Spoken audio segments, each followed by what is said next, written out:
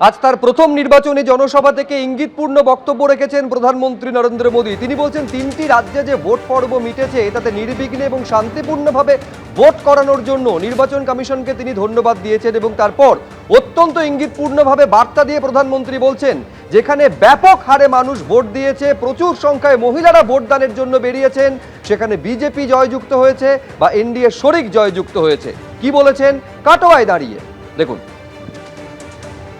मैं election commission को बधाई देता हूं। एक भी हिंसा की घटना के बिना ये 3 राज्यों में इतना भारी मतदान हुआ है।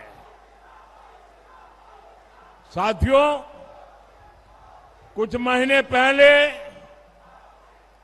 हमने बिहार में देखा है, महाराष्ट्र में देखा है, हरियाणा में देखा है, जहां भी भारी मतदान हुआ है और जहां भी भारी संख्या में महिलाएं वोट डालने निकली है, वहां बीजेपी को, एनडीए को प्रचंड बहुमत मिला है।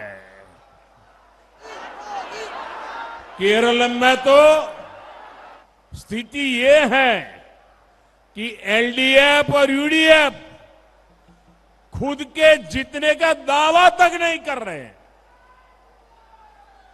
वे अपनी हार पक्की देख रहे हैं। अब बंगाल में भी बीजेपी जीत की तरफ बढ़ रही है। मैं आप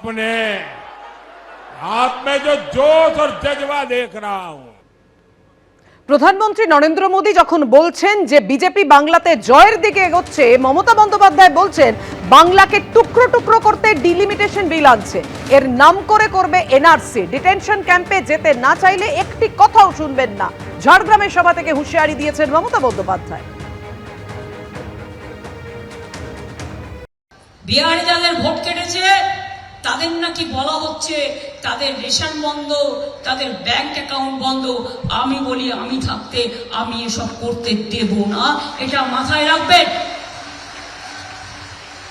ইলেকশন চলাকালীন পার্লামেন্টের ডিলিমিটেশন বিল নিয়ে আসছে। কত বড় অন্যায় দেখুন, ওয়েট করতে পারলো না, কারণ টুকরো টুকরো করবে বাংলাকে, এই করার নাম করে এনআরসি করবে। সেই জন্য যে যাই বলুক, যে যাই করুক, একটি কথাও শুনবেন না। যদি ডিটেনশন ক্যাম্পে যেতে না হয়, রেশন বন্ধ না হতে হয়, লক্ষ্মীর ভান্ডার বন্ধ না হয়, কন্যাশ্রী বন্ধ না হয়, জয় জোহার বন্ধ না হয়, তপশিলি বন্ধ না হয়, সমস্ত ভাই বোনদের বলছি, খাদ্য সাথী থেকে স্বাস্থ্য সাথী থেকে, তাহলে মনে রাখবেন, সম্মান নিয়ে বাঁচতে গেলে আপনার দরকার তৃণমূল কংগ্রেসের সরকার, জোড়া ফুলের সরকার। এবিপি আনন্দ, এগিয়ে থাকে, এগিয়ে রাখে।